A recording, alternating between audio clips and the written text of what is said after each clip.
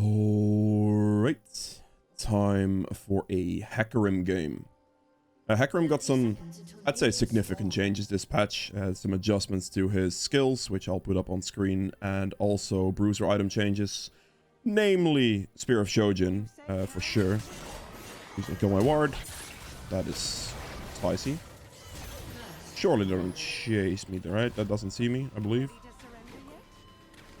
They know I warded it, so I don't think they're gonna start on it. But that's a spicy invade, alright.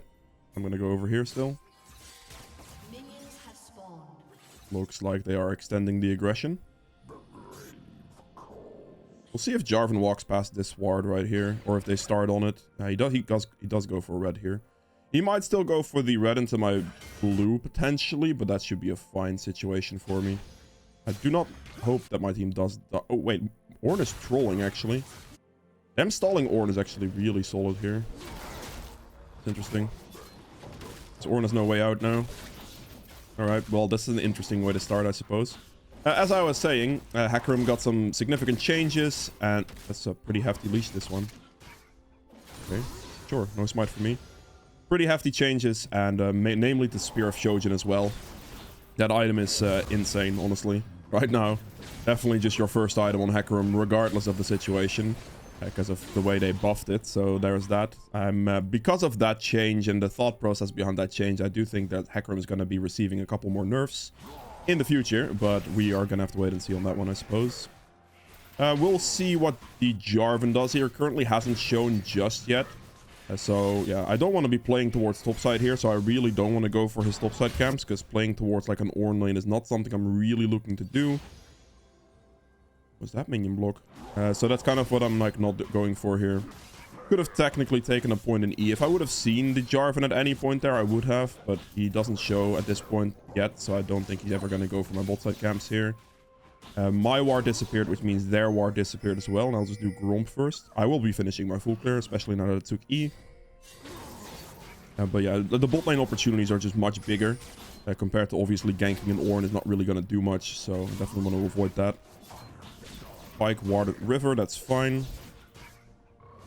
I'm probably gonna end up walking like behind here through try. If I want to go for a bot gank, maybe the mid gank as well. We'll see what happens. Might be able to go for the bot lane gank still because Pantheon's going in, but I have to finish the camp first anyway. I will smite here though. It should be a free kill for me because Caitlyn doesn't have flash now. I'll put my potion here as well. I'm just going to go for Caitlyn real quick. Are you serious? Okay, I was about to say.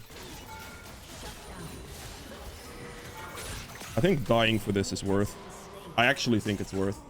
I did it because Pyke was going to get the kill on me. I knew I was going to die if I committed that, but I know Pyke is guaranteed to die. If Misfortune pushes this fast enough, Waves goes under turn and it should be favorable.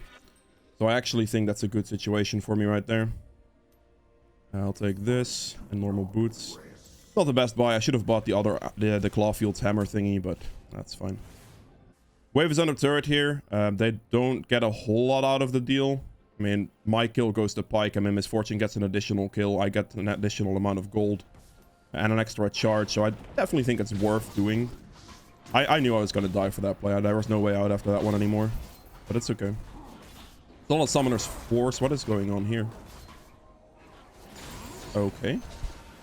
That's not something you see very often. No, I can catch my entire respawn here. I do not get bot scuttle, but that's okay. I might have to hold mid lane here and let's see the situation. I'm finishing the camp, but I want to really... I'm going to smite here for some extra speed on this. I'm going to go for it. No, Veigar, why did you walk back forward, my boy? That is so pointless. She just died. Why did she try to fight me here? That's not very smart. I will take it. Thank you. Yeah, that fight I'll take. I don't know why she tried to do that. I don't know why Veigar did that, because I could have chased the Aurelia very easily, but he just gave him a kill. My Veigar, yeah. I don't know. I guess it's fine. Need to do this camp first. This is why I did Gromp before I did blue, by the way, because now the respawn on Gromp is exact. And I have a better situation going for myself. Not in a very good state right now to actually gank bot lane, though, which is a bit scary. If I walk the check bot scuttle, I'm also risking death by a Jarvan. Even though I think he should probably be topside here. I didn't think he was actually going to check this. I'm going to just W here for a bit of healing as well. I'm so close. If I get... Ooh. I don't know about this situation. I think I made a really bad call going for this, but... Yeah, oh, if I didn't W the scuttle, I may have actually killed him. And I did not expect that fight to go on there, honestly. I guess, in the end, bad W on my end. Depression. That's gonna be a death. Oh, he's here. Okay. Alright, fair enough. I was like one hit away from killing Jarvan. My Veigar wasn't 6 yet, which was the main problem in that scenario. So that definitely sucked for me. I definitely shouldn't have committed to that fight situation for sure. With my W on cooldown, I should have just waited. If I was level 6 there as well, that would have just been instantly over, which would have been massive. Alright, well. Not the best choice, I suppose. I'll wait here for the respawn. There's nothing else much I can do. Oh, no. They just gave Jarvan that one. Okay. I pinged it multiple times, but there's not much else I can do about that, sadly. It's okay. Made a bad decision. I think I'll be fine. I have an entire extra respawn to do. Like, the good thing about all of this still is I'm catching every single spawn of my camps pretty much every single time. So I'm not losing anything, even though I am dying a bit. But, yeah. Sometimes that happens. The first one is an intentional one. The second one, I probably just should have let my Veigar die. Okay, so I actually get this, and then also Grom Blue and Bot Scuttle is spawning, so this is very favorable for me. Wait. Missed. Okay. A little bit slower than I thought they were. That's okay. Their bot lane might have their summoners back by now. Trundle is gonna beat Ornn. That is very expected because of Trundle ultimate being very good into tanks. Gonna be patient here and just take this, take blue. Don't really see much of a gank opportunity here. I could look for the Aurelia right now. Alright, okay, Veigar walked in the direction where I don't look for the Aurelia now, so I'll just do the camp. I'm not gonna smite here because I'd rather have this up going into like that scuttle right there. Get the level up. I'm gonna go for scuttle here. She just warded this bush.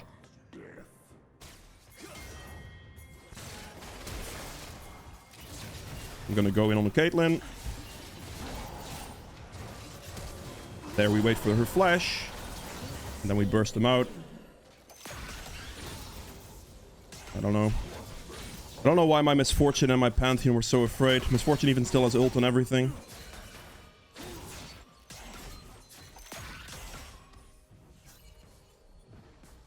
I don't trust this. Because Misfortune doesn't start ulting here. No. She ulted late. I could have gone on that, but she just needed to ult. I guess I had to ping for it there, and I didn't. Which I guess is a mistake on my end. If I would have just pinged him to ult, I think he may have just ulted. Perhaps. Because if she just ults, I can dive that, but without the ult, I cannot dive that. I'm gonna stack my Q charges on this, and then I'm gonna smite here and run at him with E if I can make it still. He's running up for sure. Yeah, it's not worth chasing. I should take the wave, that's true. Also Jarvan and Ornn, you know, I don't know any of it. I guess I'll take this. Yeah, I do think it could have been a double kill on bot lane for the dive there. It was a matter of Misfortune clicking ult or not, and I wasn't prepared to go first. If she doesn't click ult there at all, then I would be dead. Regardless, it would not work, if that makes sense. Ooh, I think I might actually have lost the Rift Herald here.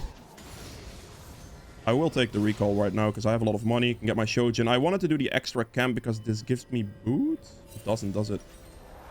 It doesn't. Okay, fine. I will take an extra dagger, I suppose, for now. I'll be going Triforce second item. I have already set up my runes for the Triforce as well with Ingenious Hunter. The Ingenious Hunter Triforce combination gives your Triforce enough cooldown to the point where your proc will line up with your max charge Q, which is really valuable. Okay. Aurelia, no flash. We're going top. That's a death on Ornn's end and a death on Jarvan's end now as well.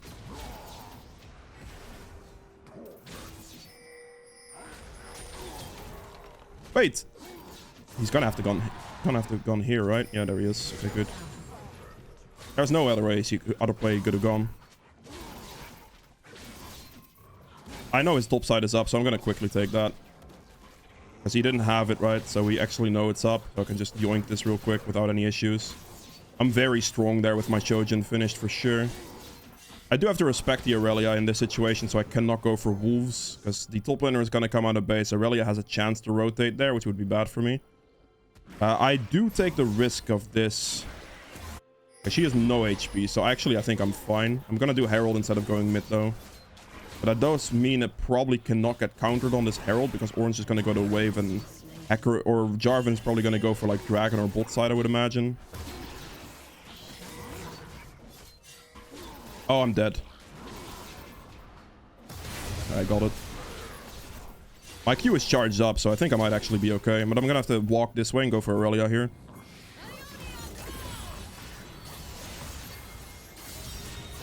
Oh my god, Veigar can't do... he doesn't have ult. Okay. His cage placement was pretty bad, to be honest. It's okay. I probably should have just instantly ran into her and ran up to the turret instead of trying to kill her. That was a mistake on my end. Fair enough. Fair enough. Alright, so before we continue with the rest of this video, I quickly want to mention about 60% of the people who watch my videos aren't actually subscribed. So if you do enjoy my content, watch more regularly, consider subscribing. It would be greatly appreciated. Maybe checking if you're subscribed as well. And yeah, with that being said, I hope you guys enjoy the rest of this video. Ornn is there as well, so they get Dragon for sure. It's just silly mistake on my end. I really shouldn't have tried to fight the Aurelia with the Veigar being practically useless, let's be honest. I think in any realistic situation where Veigar wasn't this far behind, I think I would have been fine. Okay. I am running. If you could just kindly... Oh, I should have ghosted first instead of Eing first, but I should still make it. I'm gonna go for this guy first because he's just dead here. And the other ones are dead already. I don't have to worry about them too much, if that makes sense. I can just get the turret on bot side, on bot lane here. Split it with my Pantheon is fine.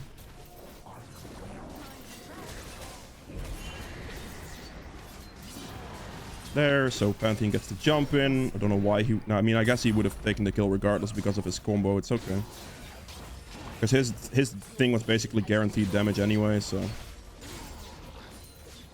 just want us to get the bounce if I can get that bounce. That'd be great. Veigar, please don't back. No, Veigar just backed. Oh, that's not good. I don't have mana. Veigar actually finished his recall there.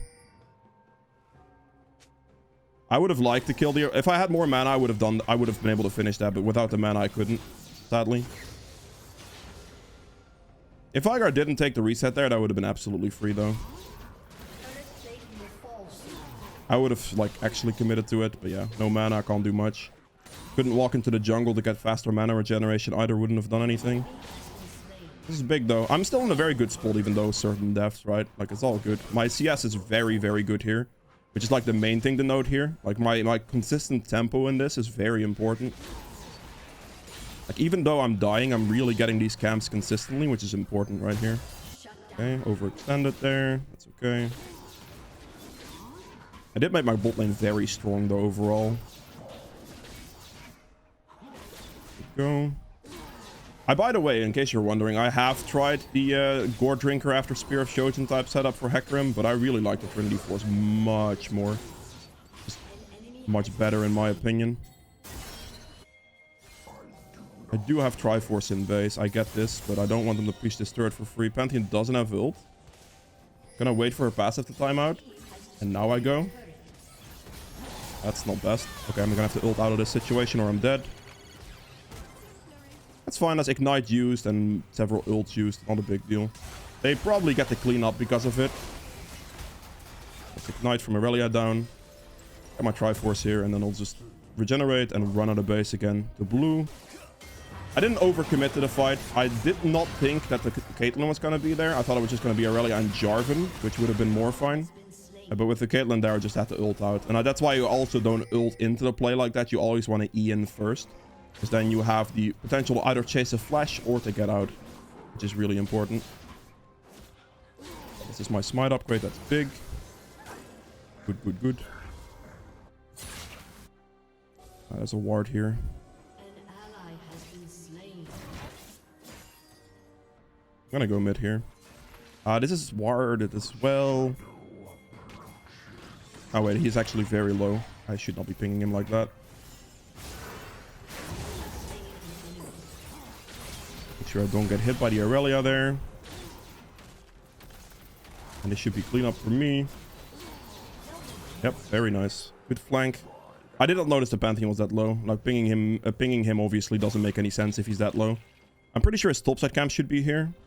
They are, so I can just quickly yoink everything, which is what my plan is going to be here. He is full HP, but it really doesn't matter. He can't fight me at all. If he tries to fight me here, he just dies. So I'm in a fine position right now. Anytime I can take his camps now, I'll take his camps now.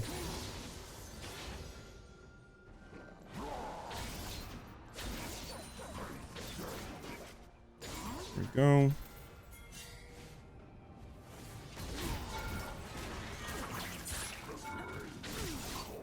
Yeah, I have to be careful there. I technically could have ulted them and maybe finished them off, but like, I don't know. Still felt a bit risky. We have like the dragon spawning in like 40. I'd rather play for the dragon than anything else. So I'm quite quickly going to snipe my topside camps here out. And then I'll just reset into the dragon because I'm going to go Sterax next item here. Sterax is basically a must at this point with Trinity Force, so that's definitely going to be my next item right now. There we go. Time to take the reset. Oh, they're going in too early. Misfortune Ult might be good here, though. Don't have the money for that, so I'll just buy this for now and sprint. Aurelia has top lane no teleport, so that's quite big, actually. Team seems to be winning the fights now. That's beautiful to see. Done enough, I think, in the initial stages. Get my bot lane in the comfortable position. Could not save my Veigar, though, from this, but yeah. Overall, I think it's good.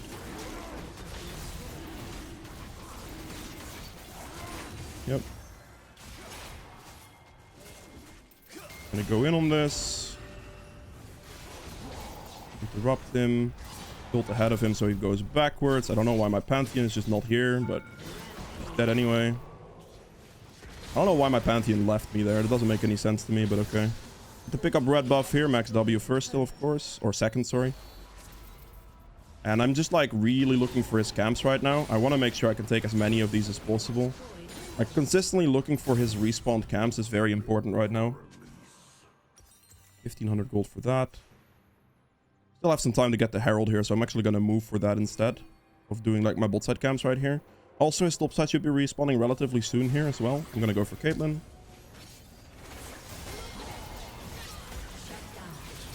I'm going to smite him there because otherwise I might not reach him. The last Q, so I'm going to do that. Tipping Trinket. E close distance. Bullet, I don't have ult, so I can't chase. Pantheon gets it, that's beautiful. He actually tried to stake my camp for no reason, lovely.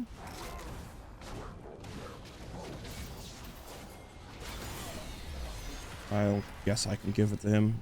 Don't think it's the best choice, but sure. His wolves are still up, so I'm going to quickly take those as well. Like right now, this is really important. Me consistently making sure I take Jarvan's camps is very important.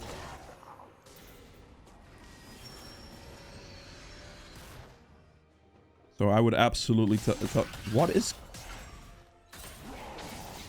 happening here? Why are we doing my camps, man?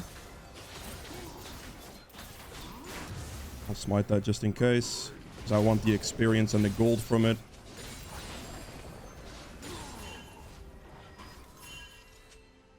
I have a lot of gold right now, so I just want to invest it at the moment. Get my Sterax here. Good, and then we're just going to look at their team real quick. Yeah. I feel like I just go Cleaver, honestly. I feel like I can opt for damage here, and then all I really have to do against this team simply is just sell my boots later on for steel caps and get a stone plate, and I'm immortal. So I really don't think I have to worry much more than that. I was initially planning on chasing the Aurelia, but I'm just gonna go for this instead. Go for the Aurelia. Can I move, please? Triple kill. Quadra kill, please? And quad? Really? So sad. Would have been nice to get a quadra kill there, I'm not gonna lie, but yeah, I'm just mowing through them. I'm pretty sure I could just do the Baron here. Would I like some help from my team? Yes, I would, but I think I'm pretty okay. Because I could just keep uptime on my W, and Q spam is just like there, you know. Just make sure don't forget to auto attack if you're running Triforce. Every single time here, as many procs as possible with your Qs and stuff. I might run out of mana here, actually. A bit of a problem. This is what I was kind of worried about. Like, my health isn't looking very good because of my mana situation. Do still make it, though. Thanks, team. That was totally not close. If I had more mana, I'd just like, yeah, I don't know, man. I would have made it for sure, but I just didn't have the mana, which is what I was going to be worried about. It was actually pretty close. Take this. I might as well take this wave here because I see the entire enemy team bot side, so I might be able to get the 600 gold turret here. This turret's worth a lot. I can't really dive an Ornn in that situation, so I'm not going to go for it.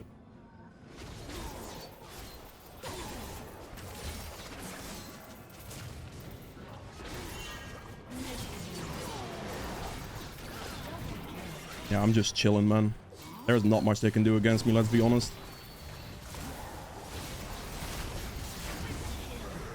Here we go. We'll not be able to get a Quadra or a Penta here. Just a, like, this is very good damage on Triforce already. We got Cleaver here, and then last item here would be Stoneplate in this specific game situation. I'll sell my boots at this stage as well for that. And then the Stoneplate. I mostly play CDR boots for the early stages of the game, because afterwards it doesn't really provide any value. It's really those early game stages, because at this point I have so much ability haste that the ability haste from those boots is not really going to provide much value anymore. But for those early stages it really, really does. So yeah, I could just take this. I take Dragon here at this point, and we're already in the game, so it's fine. Yeah, last item Stoneplate with this build setup. There we go. That is it for Hecarim. I hope you guys enjoyed this one, and I'll see you guys in the endgame stats. Alright, so for the endgame stats here, I ended up doing 27.3k damage, which is like nearly double the rest of the entire game. Very, very solid here. Big thing for me here as well was that like jungle consistency, even though I did like die a couple times initially, right? Like I was able to snowball my jungle consistency through my camps, and Jarvan lost more on that with the comeback experience changes. Now it really put a problem situation for Jarvan, which then eventually I was able to push through for his camps more so, which creates my CS lead right here. Here I had 226 against 77. And it's 77, like initially, of course, I had very good tempo, but it's also a situation, this 77, where it's like, I took so many of his camps that there was not much he could have done to counter it, right? So that's a very, very big part about this. This was also like high gold MMR or something. So I guess there's that, but yeah. The damage to champs, 27k. True damage at 1000, it's just my damage. Objective damage at 44.6. Healing done at 22.3. Damage taken at 32.5. Self-mitigated damage at 24.1. And then gold earned at 15.1k as well. For the runes, total healing for 800 from Conquer, but obviously the adaptive damage is very, very crucial there that you don't see.